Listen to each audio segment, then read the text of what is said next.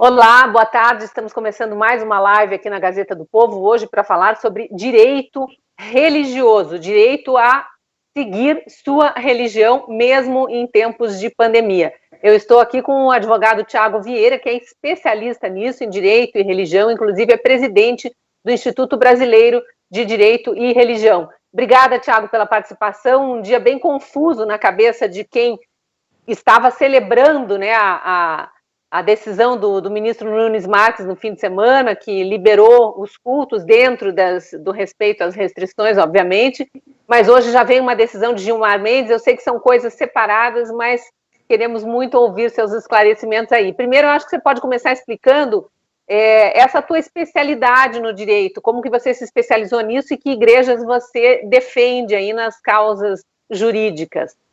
Obrigado, Cris. Obrigado à Gazeta do Povo por esse tão importante espaço para esse tema, que é o tema do direito religioso, que parece até uma mosca branca, direito religioso, mas na verdade é uma área do direito milenar que foi gestada lá no início do direito romano, com as relações que Roma tinha com a Igreja.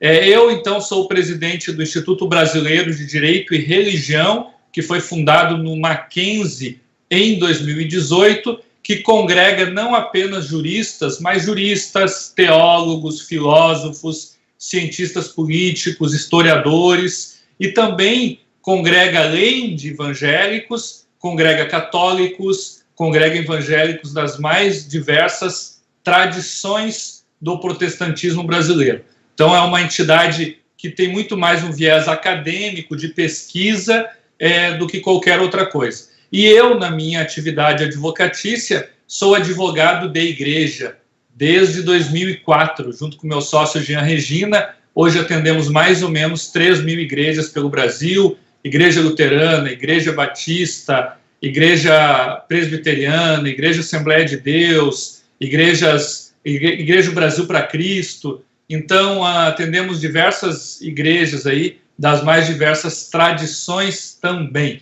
E o protestantismo brasileiro se caracteriza por o seguinte fato: eu advogo para uma igreja batista em uma cidade, não quer dizer que eu advogo para os batistas de todo o Brasil. É diferente da igreja católica, né? A igreja católica existe uma unidade maior, e a igreja evangélica, os protestantes, se caracteriza pela autonomia da igreja local. Então, esse é um pouquinho de mim, mas o pessoal quer saber mesmo do que está acontecendo hoje, né, Cris? Sim. Hoje, do fim de semana para cá, porque você, como presidente desse instituto, assinou uma carta aberta, que tem a assinatura de vários líderes religiosos também, que foi endereçada aos ministros do STF. E foi a partir dessa carta que saiu aquela decisão liminar do ministro Nunes Marques, não foi? Pois é. Muitos pastores, especialmente nos estados de Pernambuco, padres também, no estado de Pernambuco e no estado de São Paulo, já estava algumas semanas com a sua liberdade de culto totalmente restringido. O que é liberdade de culto? A possibilidade de cultuar a Deus e praticar as suas liturgias e sacramentos dentro da nave do templo. São Paulo estava com a condição ainda pior. Então, muitos conselhos municipais de pastores, inclusive o Conselho Estadual de Pastores, e outras entidades e igrejas do estado de São Paulo, nós, conversando com eles, resolvemos então elaborar duas cartas, uma ao governador Dória e uma aos ministros do STF.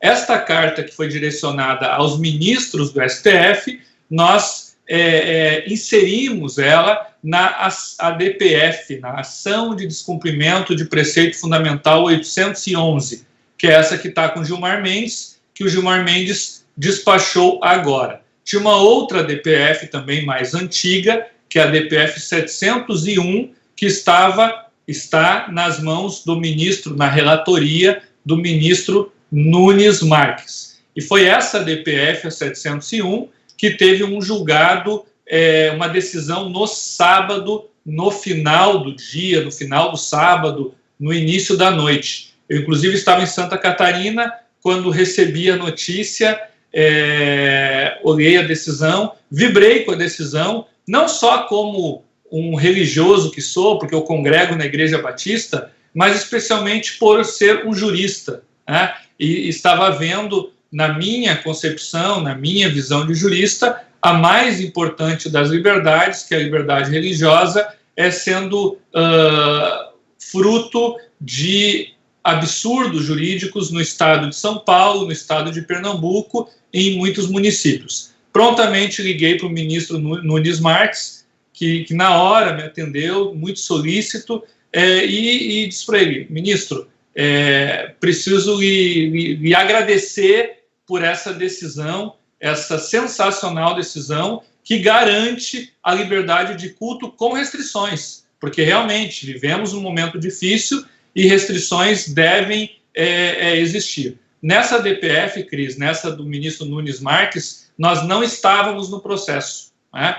Nós não estávamos no processo ainda, até por isso eu tomei a liberdade de entrar em contato com o ministro. Entramos nessa DPF do ministro Nunes Marques apenas na data de hoje, que eu fiz o pedido, então nós fizemos o pedido para entrarmos aí como amicus curiae.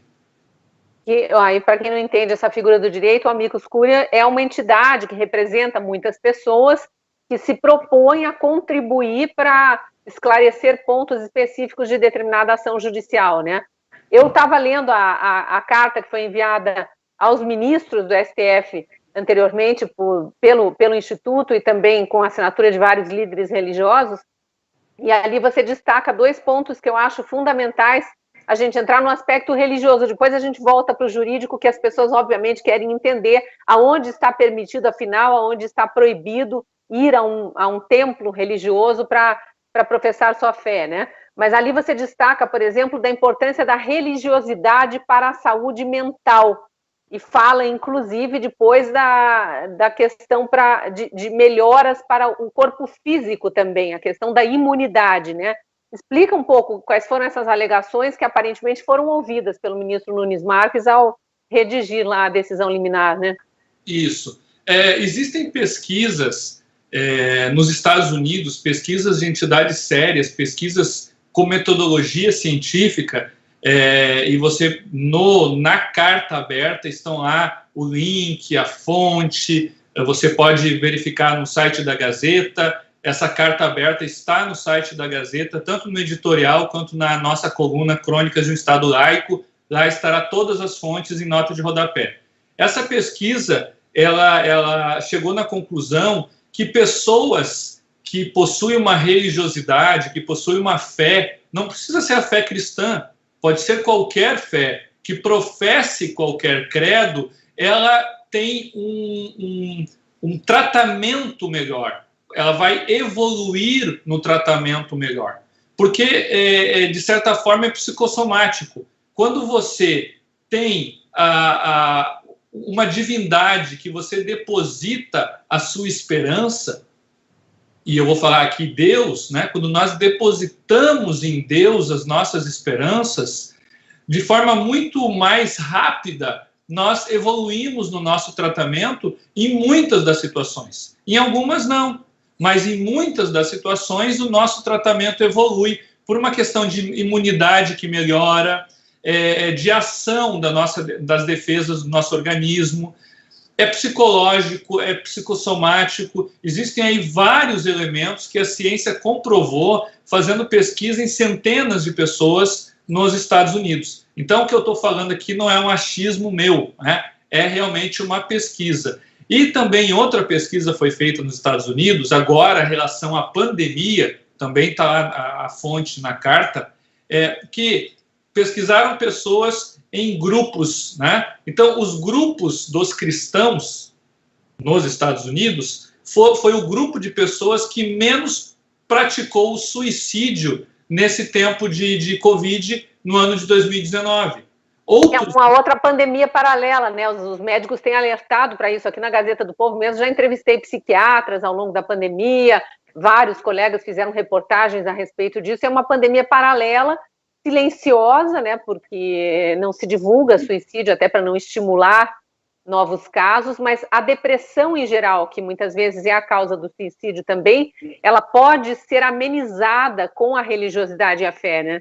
Esse é o segundo ponto. Eu falei na evolução do tratamento da Covid e agora eu vou falar da não depressão. A pessoa que tem uma divindade, que deposita sua fé no sagrado, ela tem menos risco de ter uma depressão ou de ter uma depressão aguda e acabar praticando suicídio. Isso é pesquisa, isso é número estatístico. Então, com relação à saúde, a religiosidade ela é importante, a fé ela é importante e são dados aí estatísticos e científicos que a gente traz na carta.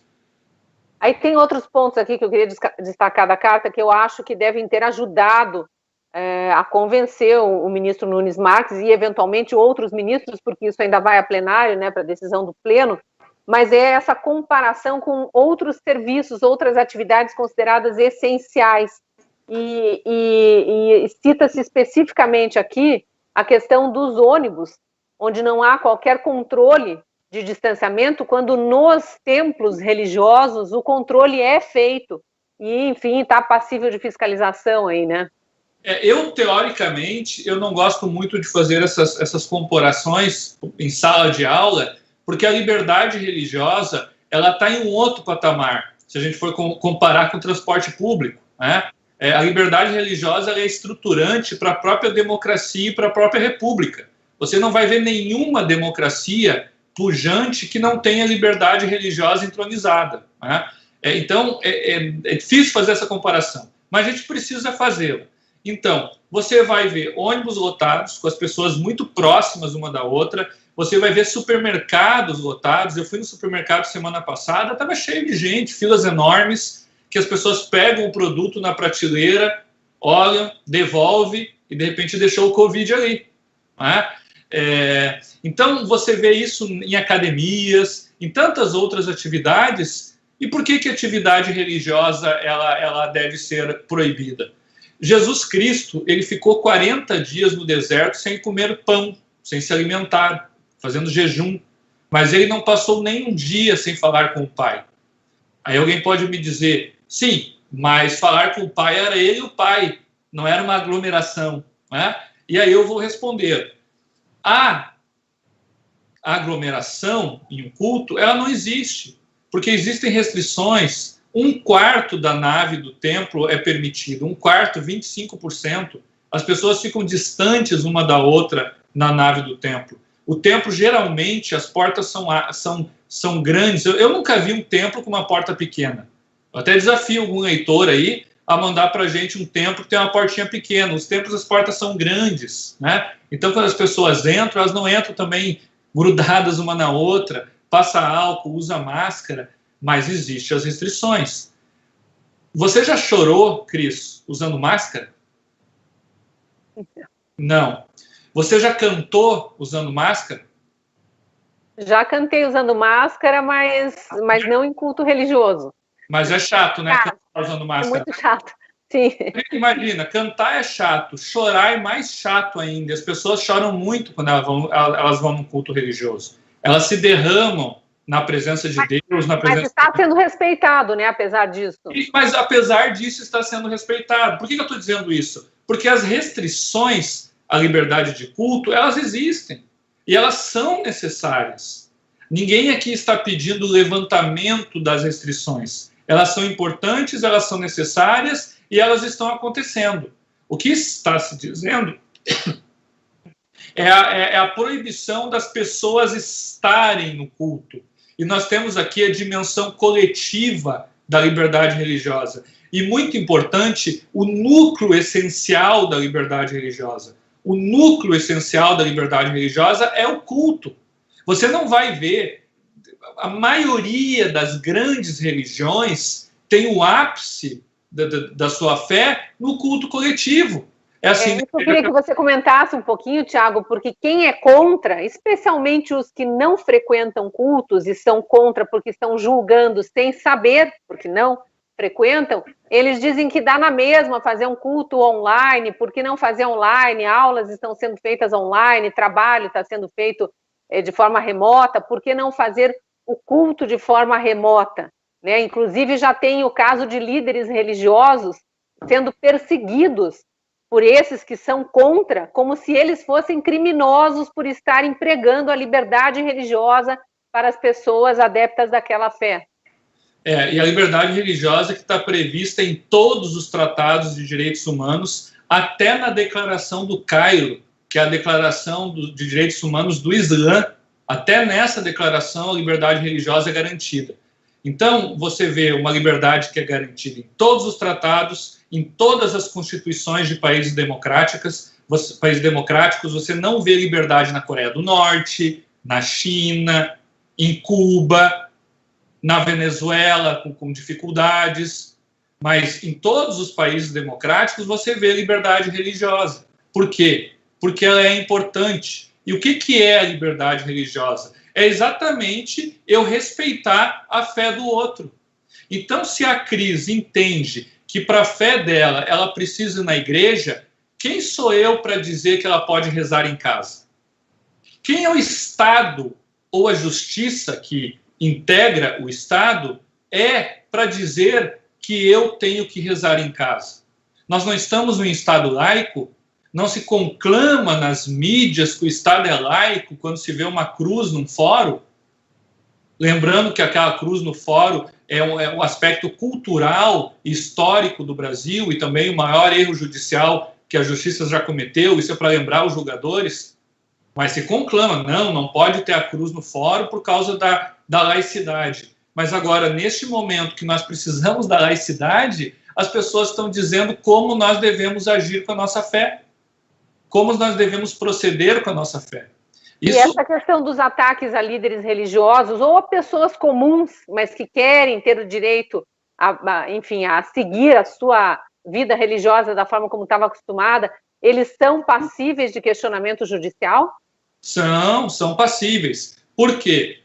O Código Penal prevê no artigo 208 o crime ao sentimento religioso. E por que sentimento? Porque a fé é algo que vem de dentro, que vem do meu coração. Então eu deposito minha esperança no sagrado, eu tenho a minha fé, isso esquenta o meu coração, aquece a minha vida.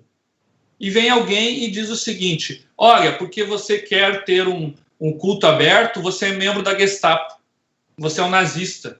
Isso está acontecendo, né? Isso está acontecendo, e isso é crime. Isso é crime, por quê? Porque você está difamando uma pessoa, você está ofendendo o sentimento religioso dessa pessoa, você está discriminando essa pessoa, porque você está colocando ela num gueto, você está dizendo, olha, essas pessoas aqui, elas não prestam. Por quê? Porque elas querem disseminar o coronavírus. E a lei do racismo, o racismo não é só decoro, o racismo também é por motivos religiosos. Então você segrega um grupo, segrega alguns pastores que querem ter culto e coloca a pecha neles de nazista, de pessoas que não estão preocupadas com os outros, e faz isso atrás de um computador. Enquanto esses pastores estão aconselhando pessoas, estão livrando famílias de depressão, estão impedindo suicídio, estão ajudando as pessoas no momento que elas mais precisam, que é numa pandemia. A questão da violência doméstica também, que está muito forte, né? Violência doméstica.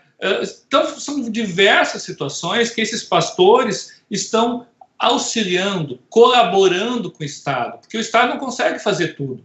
E a igreja é outro fator importante para que, sabe a panela de pressão? Para que a panela de pressão da pandemia não exploda.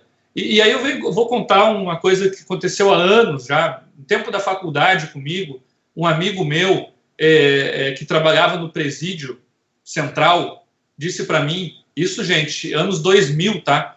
Disse assim para mim, Tiago, tem duas coisas que impede que o presídio central estoure, que o presídio central aconteça uma rebelião que acabe com tudo, como foi em São Paulo. Uma coisa é a maconha.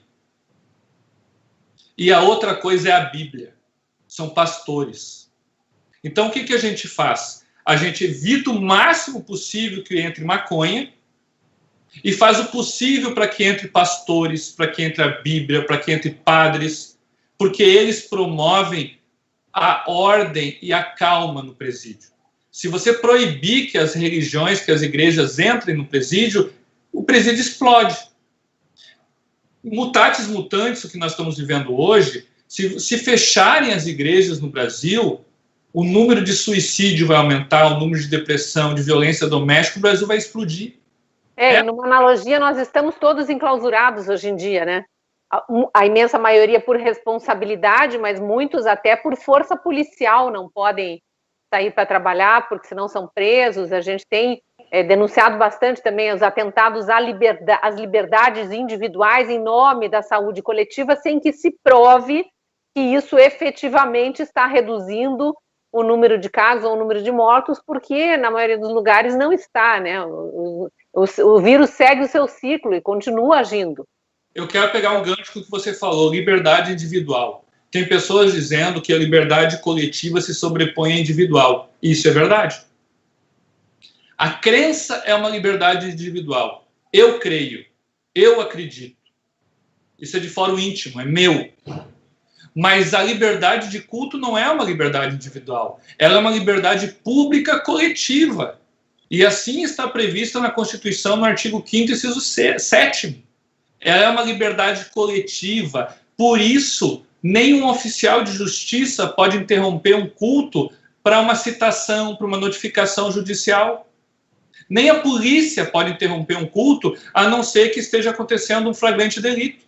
Tem que esperar o tempo acabar. Isso é uma discussão mundial. Você está falando, eu estou lembrando que hoje eu vi cenas do Canadá e da Inglaterra em que líderes religiosos expulsavam policiais de dentro do templo porque eles estavam invadindo um local de oração para entregar uma intimação, para fazer uma fiscalização e dizer que aquele culto não era proibido. E eles, inclusive, mostravam que havia distanciamento entre as pessoas, enfim, as medidas restritivas estavam sendo respeitadas, mas o direito ao culto não, por parte dos agentes do Estado, né? Para ver se você vê, não é no Brasil. Em qualquer lugar no mundo ocidental, um culto só pode ser interrompido ou por uma questão de perecimento grave de direito, ou por flagrante delito. E culto não é delito. Realizar um culto não é crime, em lugar nenhum do mundo, a não ser nos países da janela 1040, que existe uma dificuldade. Né? Mas agora, tirando esses países, não é crime. Então, veja, o que está acontecendo no Brasil é uma narrativa de que a liberdade religiosa é uma liberdade individual, de fórum íntimo, que não é uma liberdade pública, coletiva. Esse é o primeiro ponto. O segundo ponto é uma tensão saúde e liberdade religiosa. Essa tensão não existe. Saúde e liberdade religiosas andam juntas. Tanto é que dificilmente você vai ver um pastor, um padre, um baborixá, qualquer líder religioso promovendo aglomeração, promovendo não distanciamento, mas eliminando o distanciamento, sem máscara, de forma irresponsável. Você vai ver líderes religiosos ajudando as pessoas. Promovendo o quê? Promovendo a saúde. Então esse é outro falso cognato. E por fim... Inclusive reforçando, né, a necessidade das medidas restritivas. Prestando informação pública, ensinando os membros como eles devem fazer. Ou vocês acham, quem está nos assistindo, que todas as pessoas têm acesso a todas as informações do Ministério da Saúde? Muitas vezes quem repassa essas informações são as escolas e são as igrejas. Quem é que estava lá em Brumadinho quando aconteceu a catástrofe? As igrejas. Quem estava em Mariana quando aconteceu a catástrofe? As igrejas. Quem está hoje lá em Roraima, na Venezuela, com os refugiados que estão dormindo em barracas e não podem entrar no Brasil? As igrejas. Então, sem as igrejas, o Estado não consegue alcançar todo o Brasil e todos os vilarejos, todos os locais onde estão pessoas. E nem a informação estatal. Sim. Doutor Tiago, para não alongar demais, já estamos aqui há 20 minutos conversando, a proposta era 15, já esticamos um pouquinho, mas como é que fica a questão jurídica no STF especificamente? A liminar do ministro Nunes Marques, de ontem para hoje, a gente já teve a notícia do ministro Marco Aurélio e do ministro Luiz Fux, que deve ir a plenário e provavelmente na quarta-feira, né? Aí tem essa questão da outra ação, que o ministro Gilmar Mendes é relator, específica em relação a missas e cultos em São Paulo, que agora estão proibidas de novo. Dá um resumo para a gente entender como é que está funcionando. Tá, nós temos o controle constitucional concentrado de normas no Brasil, que é parecido com o sistema norte-americano, onde entidades podem entrar diretamente no STF para alegar a inconstitucionalidade de alguma norma, e essas decisões, elas valem para todos os brasileiros e pessoas que estão no Brasil. Existem 3 ações que estão tratando a questão da liberdade religiosa. 2 estão com Gilmar Mendes, uma é do PSD Nacional, partido do Gilberto Kassab, que o Gilberto Kassab é o líder, e a outra ação é uma ação do Conselho Nacional de Pastores. Essas 2 ações estão com o Gilmar Mendes. E as 2 pedem liberdade religiosa. As 2 pedem a anulação do decreto estadual que vigora hoje em São Paulo, que proíbe o culto, proíbe a liberdade de culto. Então, esse é o pedido das 2 ações. Elas estão direcionadas ao Estado de São Paulo. As 2 ações estão com o Gilmar Mendes. A outra ação é uma ação mais antiga. Essas 2, gente, entraram em março desse ano. A ação mais antiga, a DPF 701, que foi promovida pela ANAJURE, ela é uma ação de junho do ano passado. E só agora que teve esse despacho, sábado recente, pelo ministro Cássio Marques. A ação da ANAJURE, ela traz vários municípios, situações de vários municípios que proibiram os cultos, e pede, então, que não exista proibição de culto no Brasil inteiro, mas a restrição em 25%. E foi nestes moldes que o doutor Nunes Marques, no sábado, concedeu liminar. Hoje, agora à tarde, o ministro Gilmar Mendes negou o pedido cautelar das 2 ações, no bojo dessas 2 ações, a do PSD e a do Conselho de Pastores para São Paulo. Então, veja, o plano de fundo é o mesmo, mas os pedidos são diferentes, tá? Então, o que vai acontecer? Imagino que, desculpe te cortar de novo, mas imagino que na cabeça de quem está nos assistindo, a confusão é grande, especialmente para quem mora em São Paulo, porque o ministro Nunes Marques autoriza o Brasil inteiro a realizar cultos religiosos, mas o ministro Gilmar Mendes desautoriza no estado de São Paulo. Então, como é que fica? A gente obedece quem? Nunes Marques e Gilmar Mendes, né? Realmente é uma insegurança jurídica, mais uma. É uma insegurança jurídica. Eu, como advogado, e não é porque eu sou advogado de igreja, mas eu entendo que deve ser obedecida a decisão do Nunes Marques. Por quê? Porque no Código de Processo Civil Brasileiro existe o Instituto da Prevenção, artigos 56 a 61 do Código de Processo Civil. E a prevenção se dá quando existem processos parecidos ou idênticos e que tem a causa de pedir os pedidos parecidos. Qual é o processo prevento? Qual é o processo que prevalece? É o mais antigo. E o mais antigo é o do Nunes Marques. Mas eu concordo contigo que existe insegurança jurídica, e essa insegurança jurídica, por fontes que eu tenho, será dirimida na quarta-feira, né? Então, depois de amanhã, o plenário deve julgar as 3 ações.